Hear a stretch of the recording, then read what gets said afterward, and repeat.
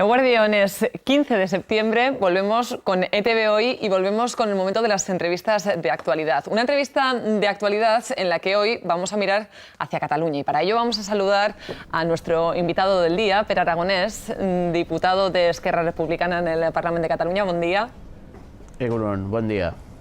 Vamos a comenzar hablando de esa ya famosa V. ¿Fue finalmente la V de la victoria?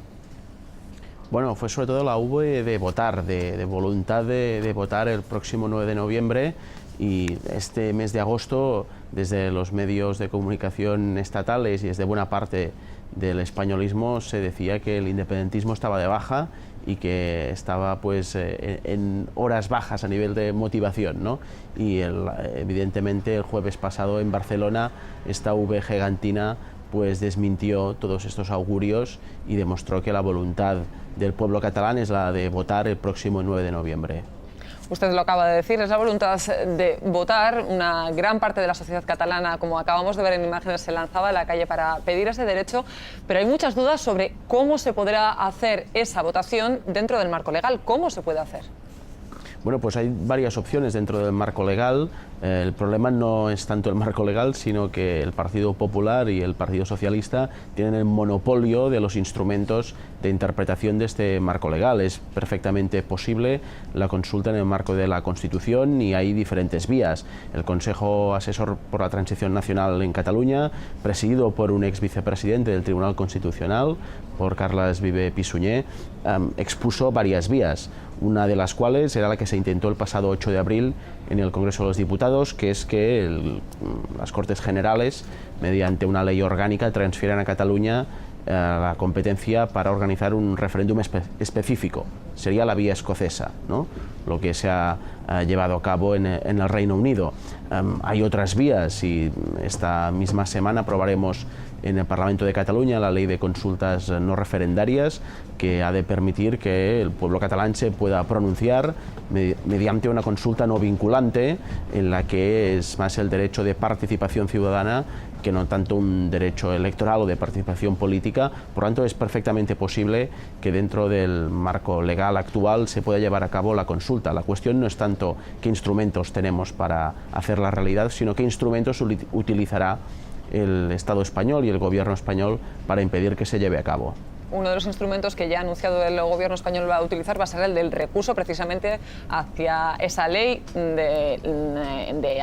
la ley autonómica de consultas, perdón, esa ley autonómica de consultas que usted acaba de anunciar. Van a aprobar este mismo viernes, pero el Gobierno español ya ha dicho que lo va a recurrir y que con ese recurso pretende que no entre en vigor. Bueno, es bastante sorprendente que ya digan que recurrirán una ley antes de que se haya aprobado, porque de hecho esta misma semana, después del informe que tuvimos en el mes de agosto del Consejo de Garantías Estatutarias, que es como una especie de Consejo de Estado en el ámbito catalán, que hizo algunos apuntes a varios contenidos de la ley, pues aún hay margen para modificar la ley. En todo caso, es sorprendente que antes de que se apruebe ya digan que la llevarán al Tribunal Constitucional y que supongan que el Tribunal Constitucional les dará la razón. Esto demuestra claramente que la institución que tendría que hacer de árbitro en este proceso, que es el Tribunal Constitucional, pues es un árbitro que está comprado y que juega a favor de una de las partes, en este caso a favor del Gobierno español y de la mayoría que configuran el Partido Popular y el Partido Socialista. Quiero aprovechar esta oportunidad que tenemos de conversar con usted para seguir valorando y analizando algunas de las reacciones que hemos escuchado, porque en los últimos días también escuchábamos al Torres Dulce, que llegaba a decir que Artur Mas se podría enfrentar a una pena de prisión de hasta 10 años de cárcel, precisamente si lleva finalmente a los catalanes a las urnas. Mire, nosotros entendemos que las amenazas que puedan venir de algunos de los poderes del Estado en realidad demuestran su debilidad, porque delante de la voluntad de una sociedad de poder votar su futuro colectivo, frente a la democracia es muy difícil oponer determinadas interpretaciones de las leyes. Los comentarios de Torres Dulce, aparte de extralimitarse en sus funciones, porque entendemos que es una situación que no se ha producido y por lo tanto aquí la Fiscalía General del Estado no debería entrar en debate político, demuestran en realidad que hay una convicción por parte de los poderes del Estado español que la consulta no se llevará a cabo. Y nuestra convicción es que sí, estamos determinados a que el pueblo catalán pueda votar, pueda ejercer su derecho a decidir y por lo tanto haremos todo lo posible para que el 9 de noviembre haya urnas en los colegios electorales, los ciudadanos después de una deliberación puedan votar y a partir de aquí, pues a partir del resultado, llevar a cabo las actuaciones oportunas para implementarlo, que de esto se trata. Casi 2 millones de personas se manifestaron el pasado jueves, como decíamos antes. ¿Esperaban otro tipo de reacción o por lo menos una reacción un tanto más pausada por parte del gobierno español? La deseábamos, pero no la esperábamos, porque ya tenemos experiencias anteriores del año 2012 con una manifestación masiva también en las calles de Barcelona, y el año pasado, 2013, con la Vía Catalana, 400 kilómetros de ciudadanos haciendo una cadena humana, dándose las manos para defender precisamente este derecho, y el gobierno español no se ha movido, tiene una posición absolutamente inmovilista que contrasta con otros procesos que tenemos esta semana pues aconteciéndose en otros lugares de Europa, Yo creo que este inmovilismo al final lo que juega es a favor de los partidarios de la independencia, porque negando la democracia acaban asociando en Cataluña el derecho democrático a votar con la posición que tenemos los independentistas de defender este derecho por todas las vías pacíficas y democráticas posibles. Ya que me hacía referencia a Escocia, vamos a volver en solo unos minutos a seguir analizando el proceso catalán, pero quería hacerle alusión a esa votación del jueves en Escocia. ¿Cuál es la primera reflexión que le viene a la cabeza cuando, por ejemplo, escuchamos tanto a líderes socialistas como a los líderes del Partido Popular decir que la votación en Escocia es una votación democrática y un ejemplo de la democracia? ¿No es un tanto contradictorio este tipo de análisis? Sí, de hecho es muy contradictorio que los escoceses tengan el derecho a votar su futuro colectivo y los catalanes o los vascos, que somos ciudadanos de la Unión Europea también, no tengamos este derecho,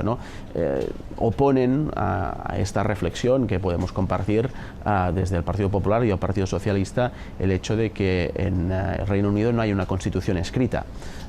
Pues mal vamos si la Constitución escrita sirve para tener menos derechos que los que te otorga una Constitución no escrita. Entonces quiere decir que esta Constitución lo que está es mal escrita, como mínimo el contenido está mal interpretado. Las diferencias entre el caso escocés y el caso catalán no son tanto en las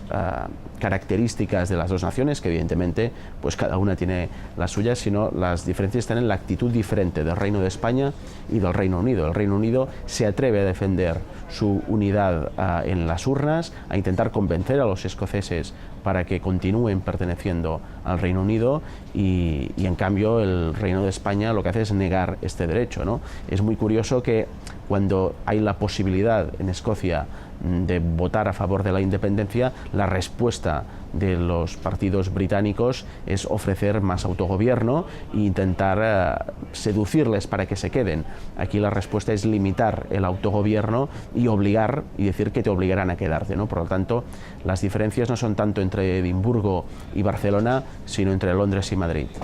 En el caso escocés también hemos visto los debates entre los defensores y los contrarios a esa independencia. ¿Cree que este tipo de debate en el caso catalán, en el caso también vasco, serían posibles? Bueno, nosotros lo desearíamos, porque en estos momentos el debate en Cataluña hay como pues una cierta confusión entre el debate sobre si se debe hacer la consulta o no y las posiciones en la consulta. Y como decía antes, los independentistas nos encontramos defendiendo a la vez el derecho a votar y una opción dentro de este derecho, que es la opción a favor de la independencia. Ya nos ha pasado esto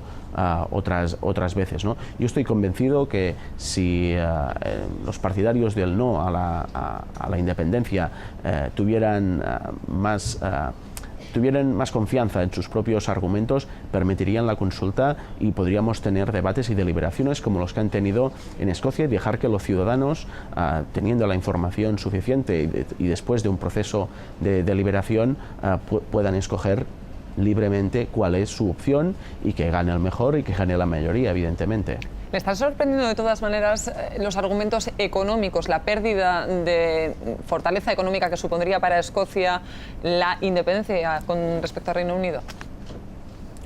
Bueno, los argumentos económicos son en este tipo de procesos argumentos que acompañan a algunos de más hondos, ¿no? En nuestro caso, en el caso catalán, el argumento principal es una cuestión de dignidad, de que creemos que somos un pueblo suficientemente responsable y mayor de edad para decidir nuestro futuro. Evidentemente las economías de Escocia y de Cataluña y su papel en la economía del Reino Unido o la del Estado español respectivamente son diferentes, ¿no? Pero sí que es verdad que nosotros somos conscientes de que una Cataluña independiente sería económicamente viable, de hecho sería más viable independiente que no dependiente del Estado español desde un punto de vista económico, y esa es una de las razones que nos llevan a mucha gente en Cataluña a defender la independencia. En Escocia probablemente, como tiene una estructura económica diferente, algunos de estos argumentos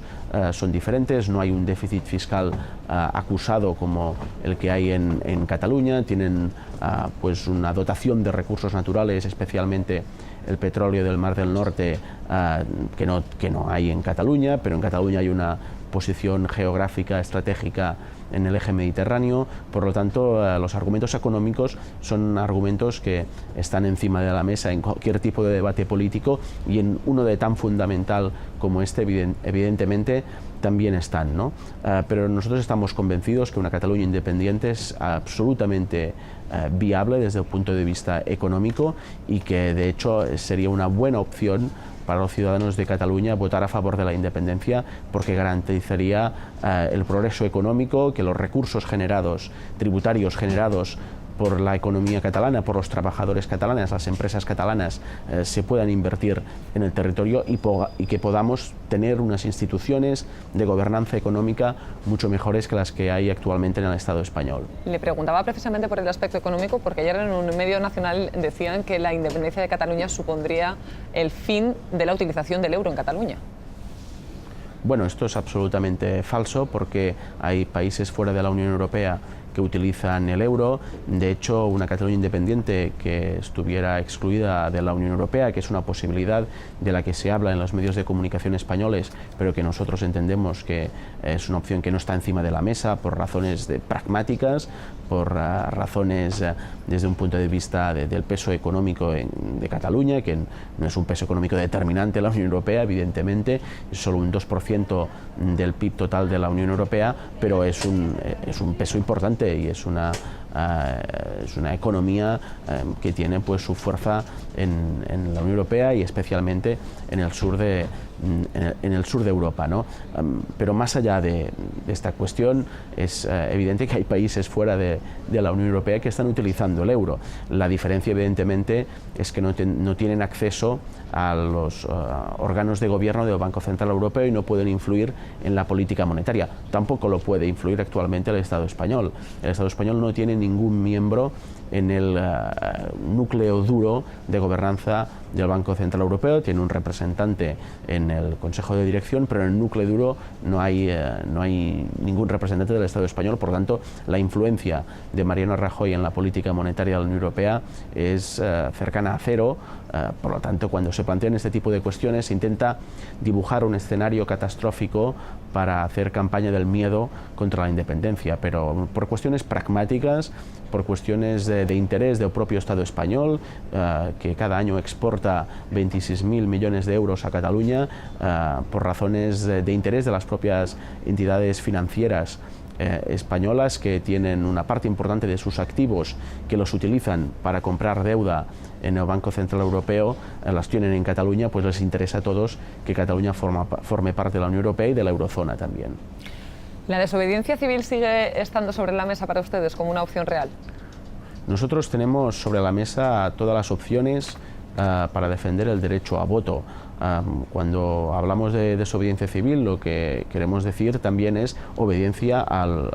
pueblo de Cataluña, al mandato expresado en las urnas, al mandato que tenemos los diputados del Parlamento de Cataluña, que nos presentamos con un programa concreto, que nos presentamos con unas propuestas y que recibimos las distintas fuerzas políticas que defendemos la consulta un aval mayoritario del pueblo de Cataluña, y por lo tanto nosotros lo que estamos convencidos es que a quien tenemos que obedecer es al pueblo de Cataluña.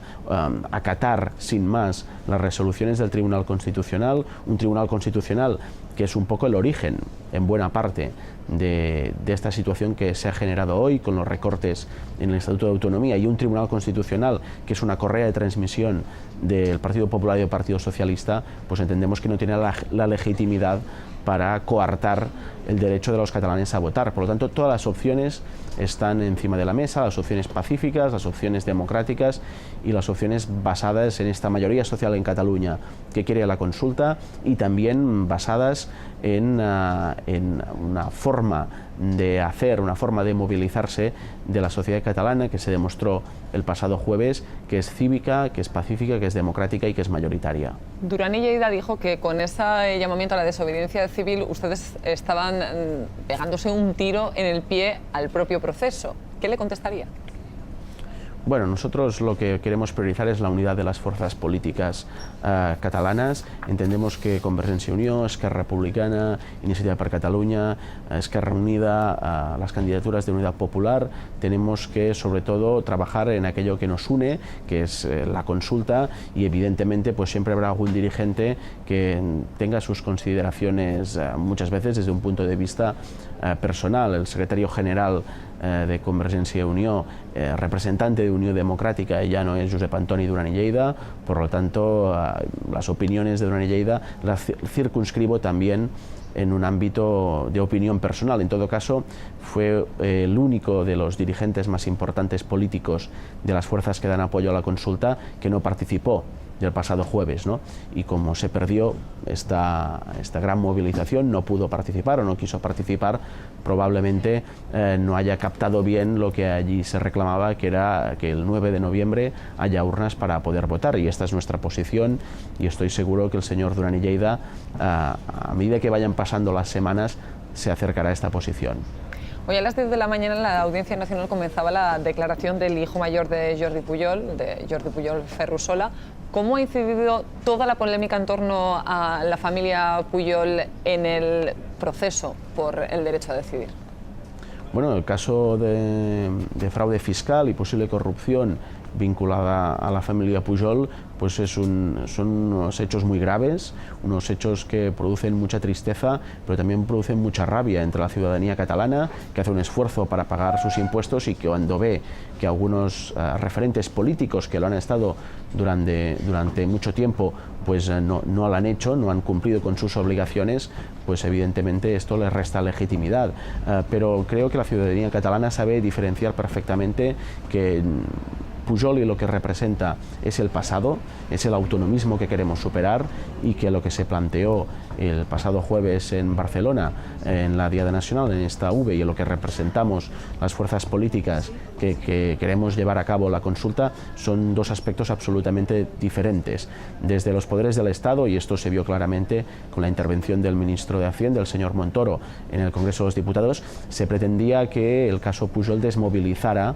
los ánimos de este movimiento popular y social que está impulsando el proceso por el derecho a decidir. Pues todo lo contrario. Este jueves en Barcelona había más gente que el año pasado. La gente en Cataluña sale a la calle a movilizarse con una sonrisa, porque sabe que a este país tiene un proyecto político ilusionador, esperanzador, y que evidentemente pues las miserias que pueden tener algunos personajes de nuestra sociedad son elementos aparte que no pueden influir en el derecho de los catalanes a decidir su futuro. Si el derecho de los pueblos a existir, si el derecho de una sociedad a constituirse en un Estado independiente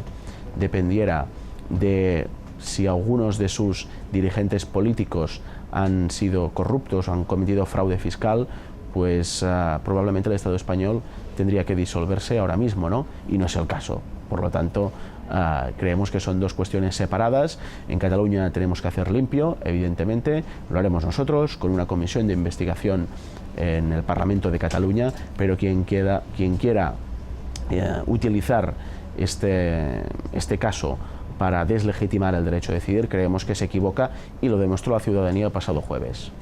Pere Aragonés, hemos llegado al final de esta entrevista que teníamos. Muchas gracias por acudir a esta invitación de TV Hoy. Muchas gracias a vosotros. Hasta aquí, por lo tanto, la entrevista de hoy. Silvia, es vuestro turno.